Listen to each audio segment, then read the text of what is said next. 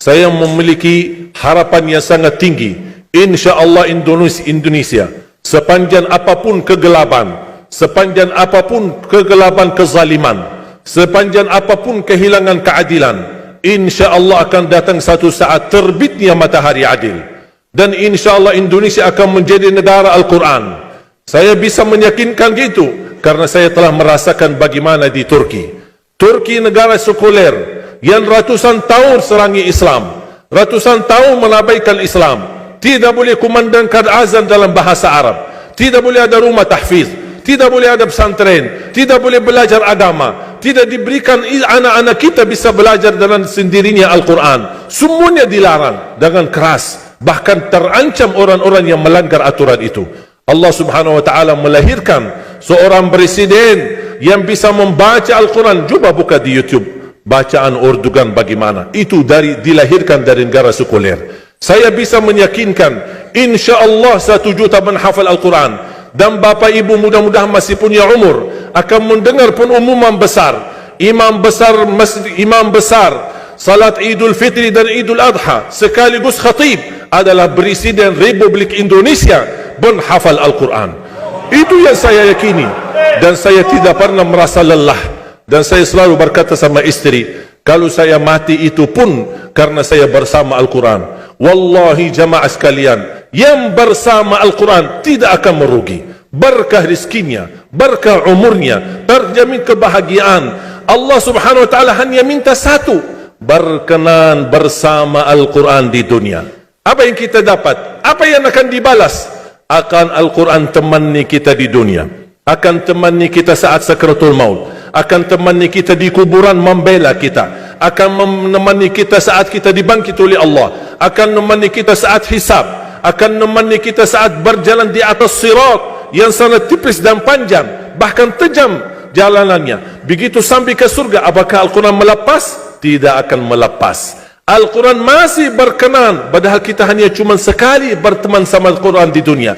Dia begitu luar biasa panjangnya bertemanan sama kita sampai ke surga, bahkan akan temani kita masuk surga. Sebagaimana bersabda Rasulullah SAW, yuqalu liqari'il Quran, ahlul Quran di dunia yang kesibukannya baca, kesibukannya hafal, tidak membuangkan waktu sia-sia, selalu bersama Al-Quran. Allah suruh dia, bacalah dalam surgamu, naik derajatmu, baca, naik lagi, tambah lagi baca, naik lagi, sampai di posisi mana pun anda berhenti baca, disitulah posisimu di dalam surga. Bagaimana kata Siti Aisyah di riwayat Imam Muslim, jumlah tingkatan-tingkatan dalam surga Allah sesuai jumlah ayat Al-Quran.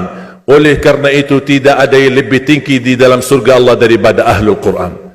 Cukuplah bahagia Ahlul Quran ketika di hari kiamat dipanggil, semua manusia dibangkitkan oleh Allah, malaikat memberikan pengumuman, mana Ahlul Quran? Berdiri, rapat, berdekatan, mereka maju, mau bawa kami ke mana?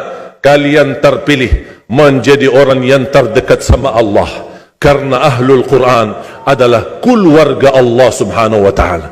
Bukan hanya kita sendiri yang mendapatkan anugerahnya dan manfaatnya, semua keluarga kita, termasuk orang tua kita dan orang yang ada di sekitar kita. Makanya jemaah sekalian, kalau anda gagal penghafal Al-Quran, anakmu pun gagal penghafal Al-Quran, jangan sisakan walaupun saham menjadi saksi baik di hadapan Allah. Ya Allah, saya belum hafal, anakku gagal penghafal Quran, tapi insya-Allah hartaku, usahaku, pikiranku, tenagaku bisa terus memperjuangkan Al-Quran. Apa saja ya Allah, insya-Allah menjadi saksi baik. Dan nanti di hari kiamat, insya-Allah kita bersama Ahlul Quran mendapatkan syafaatnya Al-Quran di hari kiamat. Kita sangat membutuhkan ayat-ayat yang dikumandangkan ketika meninggal dunia. InsyaAllah setiap satu huruf akan disalurkan 10 kebaikan. Mudah-mudahan semua yang hadir diberikan kemuliaan dan keanugerah dari Allah menjadi Ahlul Quran, penghafal Al-Quran, penghayati Al-Quran, para pencinta Al-Quran, berakhlak-akhlakul Quran.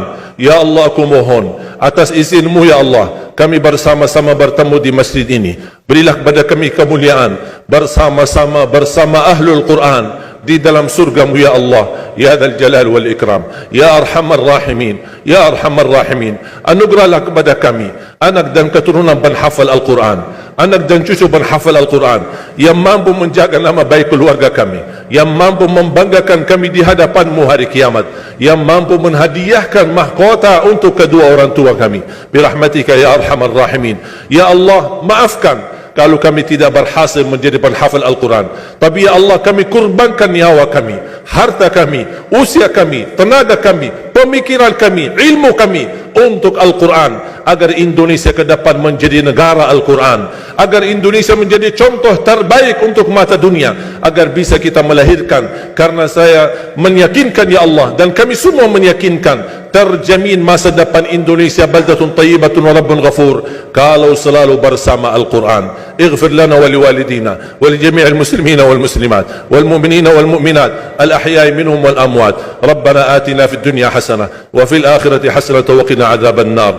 Wa sallallahu ala sayyidina wa nabiyyina Muhammad wa ala alihi wa sahbihi wa baraka wa sallam walhamdulillahi rabbil alamin. Subhanakallahumma wa bihamdika.